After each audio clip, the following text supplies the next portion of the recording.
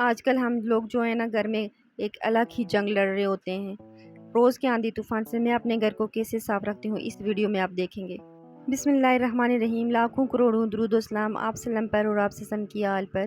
अस्सलाम वालेकुम जी, कैसे हैं सब लोग? उम्मीद है कि सब लोग खैरियत से होंगे। थोड़ी सी मेहनत और थोड़ी सी प्लानिंग से मैं हमेशा अपने घर को साफ़ सुथरा और खूबसूरत रखती हूँ। इस वक्त सुबह के 6 बज रहे हैं और मैंने अपना काम स्टार्ट कर लिया। मैं सुबह जल्दी उठ के अपना काम कर लेती हूँ क्योंकि गर्मी है तो बाद में मुश्किल हो जाता है।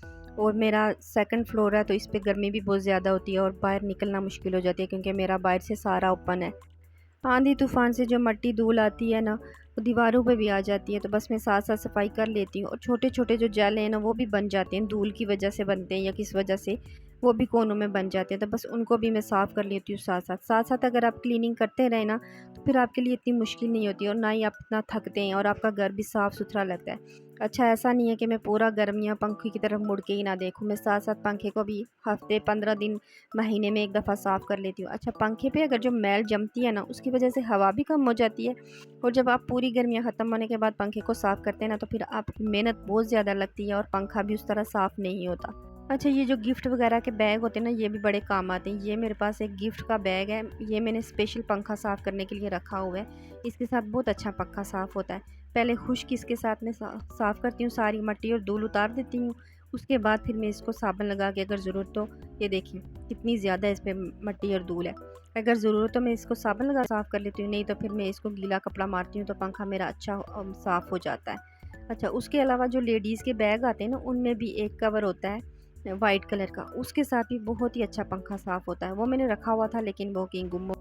ये देखिए मेरा पंखा कितना साफ़ हो गया है। अगर हम दिन की शुरुआत शिकायतों से करें ये है और ये नहीं है, तो हमारा पूरा दिन एक बोझिल दिल के साथ गुजरता है और हमें नेमतें कम नज़र आती हैं। लेकिन अगर हम दिन की शुरुआत नेमतों से करें, अल्लाह के शुक्र से करें, तो हमारे दिल में खुद ही एक सुकून उतर आता है। बेडशीट भी मैं चेंज करने लगी थी। मैंने जो अपने पिल्लो है ना, इनके ऊपर एक कवर अंदर चढ़ाया होता है। ये जो पुराने आपके पिल्लो वगैरह के कवर होते हैं ना, वो चढ़ा लिया करें। इसके साथ जो है ना, अंदर वाइट कलर का जो कपड़ा होता है ना हमारा पिल्लो का, वो फिर ख़राब नहीं होता, वरना तेल के दाग लग जाते हैं या पसीना लग जाता है। तेल के दाग तो फिर उतारने पे भी नहीं उतरते, तो वो इतने बुरे लगते हैं। इसलिए ये कवर चढ़ा लें तो फिर आपका अंदर का जो पिल्लो होता है ना, बिल्कुल वाइट कलर का ही रहता है। बेड भी मैंने बना लिया था। अच्छा, जब बेड बन जाता है ना, तो आधा रूम आपका वैसे ही साफ़ लगने लगता है।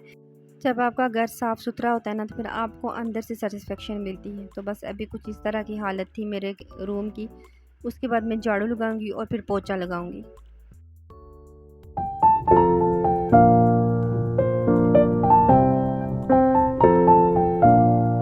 जल्दी उठ के काम करने का एक तो फ़ायदा ये होता है कि आपका घर सुबह सुबह ही साफ़ सुथरा हो जाता है और उसके बाद आप जो अपने बाकी के सारे काम कर सकते हैं, पूरा दिन आपके पास फिर होता है। पूरे घर की अच्छी तरह क्लीनिंग करने के बाद जो है ना, मेरे पास टाइम होता है तो फिर मैं सो जाती हूँ। तकरीबन 10 बजे तक मैं सो जाती हूँ और उसके बाद उठ के फिर मैं नाश्ता करती हूँ और बाकी का काम करती हूँ। ये बोतल मैंने भिगो के रखी थी और इसका इतने आसानी से स्टिकर उतर गया। अच्छा, इस तरह इनके स्टिकर बड़े आसानी से उतर जाते हैं और ये अच्छी भी लगती हैं फिर। उसके बाद मैंने नाश्ता कर लिया था। नाश्ता करने के बाद मैं बर्तन धोने लगी थी। उससे पहले मैं ये जो रोटी के कपड़े होते हैं ना, ये सर्फ़ डाल के और थोड़ा-सा मैक्स डाल के इनको भिगो के रख लें, तो ये बड़े अच्छे साफ़ हो जाते हैं।